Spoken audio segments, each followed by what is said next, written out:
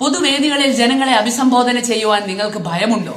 വിജയിച്ചതിനു ശേഷം കൂട്ടം കൂടി ഫോട്ടോ എടുക്കുമ്പോൾ ആദ്യമായി വി എന്ന ചിഹ്നം കാണിച്ചത് ആരാണെന്ന് നിങ്ങൾക്കറിയുമോ? പ്രശസ്തനായ ബ്രിട്ടീഷ് പ്രസിഡന്റ് വിൻസ്റ്റൺ ചർച്ചിലായിരുന്നു അത് ആദ്യമായി കാണിച്ചത്. ഒരിക്കൽ അദ്ദേഹത്തോട് ഒരു മാധ്യമ പ്രവർത്തകൻ ചോദിച്ചു, നിങ്ങൾക്ക് ലക്ഷക്കണക്കിന് ആളുകളുടെ മുന്നിൽ ഒരു മടിയും കൂസലവും ഭയവും ഇല്ലാതെ മനോഹരമായി എങ്ങനെയാണ് പ്രസംഗിക്കുവാൻ കഴിയുന്നത്? അദ്ദേഹം പറഞ്ഞ മറുപടി എന്താണെന്ന് നിങ്ങൾക്കറിയുമോ? ഞാൻ സ്റ്റേജിൽ പ്രസംഗിക്കാൻ കയറുന്നതോടെ എന്റെ മുന്നിലിരിക്കുന്നവർക്ക് എനിക്കറിയുന്നതിനപ്പുറം മറ്റൊന്നും അറിയില്ല എന്ന ധാരണ എനിക്കുണ്ടാകുന്നു. അവർ എന്ത് വിചാരിച്ചാലും ഒരു കുഴപ്പമില്ല എന്ന ധാരണ എനിക്കുണ്ടാകുന്നു. അതുകൊണ്ട് എനിക്ക് പ്രസംഗിക്കുവാനുള്ള ധൈര്യം കിട്ടുന്നു. മറ്റുള്ളവർ എന്ത് ചിന്തിക്കും, എന്ത് പറയും എന്നുള്ളത് വെറും തോന്നലുകൾ മാത്രമാണ്. ചില വ്യക്തികൾ റൂമിൽ കയറുമ്പോൾ പാട്ട് പാടുന്നത് നിങ്ങൾ കേട്ടിട്ടില്ലേ? പെട്ടെന്ന് ഏതെങ്കിലും ഒരു അതിഥി വരുമ്പോൾ അവർ പാട്ട് നിർത്തും. കാരണം അവർ എന്ത് ചിന്തിക്കുമെന്നുള്ള വെറും തോന്നലും മാത്രമാണ്. നിങ്ങൾക്ക് മിറർ മേസ് എന്താണെന്ന് അറിയുമോ? അടുത്തടുത്ത് ധാരാളം കണ്ണാടികൾ വെച്ച് ഒരു വസ്തുവിനെ 100 കണക്കിന് വസ്തുവാക്കി നമ്മെ കാണിപ്പിക്കുന്ന ഒന്നാണ് മിറർ മേസ്. ഒരിക്കൽ ഒരു നായ മിറർ മേസിൽ കയറാനിടയായി. അടുത്ത ദിവസം ജനങ്ങൾ കണ്ടത് ആ നായ ചത്തുകിടക്കുന്നതാണ്. ആ നായ ചാകാൻ കാരണം എന്താണെന്ന് അറിയുവാൻ വേണ്ടി അവർ സെക്യൂരിറ്റി ക്യാമറ പരിശോധിച്ചു.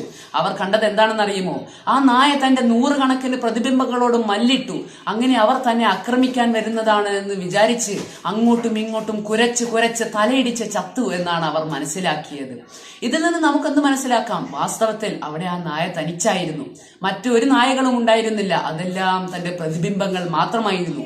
പക്ഷെ ആ നായ തന്റെ പ്രതിബിംബങ്ങളോട് നേരിട്ടപ്പോൾ അവ തന്നെ ആക്രമിക്കുവാൻ വരുന്നതാണ് എന്ന് അതിന് തോന്നി. ഇതുതന്നെയാണ് നമ്മളിലും സംഭവിക്കുന്നത്. മറ്റുള്ളവർ എന്ത് ചിന്തിക്കുമെന്ന് പറയും എന്നുള്ള തെറ്റിദ്ധാരണ, ഇതാണ് മനുഷ്യരുടെ ഏറ്റവും വലിയ ശത്രു. മനുഷ്യരുടെ ശത്രുവും മിത്രവുമാകാൻ ഒരേ സമയം കഴിയുന്ന ഒന്നാണ് ഉപബോധ മനസ്സ്. ഒരിക്കൽ പ്രശസ്തനായ മജീഷ്യൻ മുതുകാട് സാർ പറഞ്ഞു, ഞാൻ മാജിക് ചെയ്യുന്നതിന് മുൻപ് ധാരാളം പരാജയങ്ങൾ എനിക്കുണ്ടായിട്ടുണ്ട്.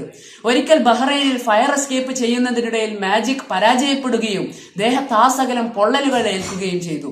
പക്ഷേ ഞാൻ അതിൽ നിന്നും ഒന്നും പിന്മാറിയില്ല. ഞാൻ വീണ്ടും മാജിക്കുകൾ ചെയ്യാൻ തുടർന്നു. ആ പരാജയത്തെ ഞാനൊരു തിരിച്ചറിവും ഒരു പാഠവുമായാണ് കണ്ടത്. ഒരിക്കൽ ഫ്രാങ്ക്ലിൻ റൂസ്വെൽറ്റ് പറഞ്ഞു, the only thing you have to fear is fear itself. പരാജയത്തെ അല്ല നിങ്ങൾ പേടിക്കേണ്ടത്, മറിച്ച് പരാജയ ഭയത്തെയാണ് നിങ്ങൾ പേടിക്കേണ്ടത്. നമ്മുടെ മനസ്സിൽ പരാജയ ഭയം ഒരു അംശമെങ്കിലും ഉണ്ടെങ്കിൽ അത് നമ്മെ ഒരു കാര്യവും ചെയ്യാൻ അനുവദിക്കുകയില്ല. നാം എന്തെങ്കിലും ഒരു കാര്യം ചെയ്യാൻ മുന്നോട്ട് വരുമ്പോൾ അത് നമ്മെ വിഴുങ്ങുന്നു, നമ്മെ കീഴ്പ്പെടുത്തുന്നു. അങ്ങനെ നാം പിറകോട്ട് പോകുന്നു.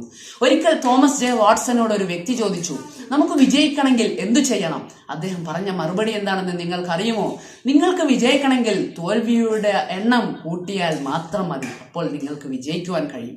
ഇതിൽ നിന്നെല്ലാം എന്തു മനസ്സിലാക്കാം? ആരൊക്കെയോ എന്തൊക്കെയോ ചിന്തിക്കും, എന്തൊക്കെയോ പറയും എന്നുള്ളത് വെറും തെറ്റിദ്ധാരണ മാത്രമാണ്, വെറും ഒരു തോന്നൽ മാത്രമാണ്. ഈ തെറ്റിദ്ധാരണ നാം മാറ്റിയില്ലെങ്കിൽ നമ്മുടെ ലക്ഷ്യത്ത് അത് എത്തുവാൻ നമ്മെ അനുവദിക്കുകയില്ല എന്ന് പറഞ്ഞുകൊണ്ട് ഞാൻ എൻ്റെ വാക്കുകൾ ചുരുക്കുകയാണ്.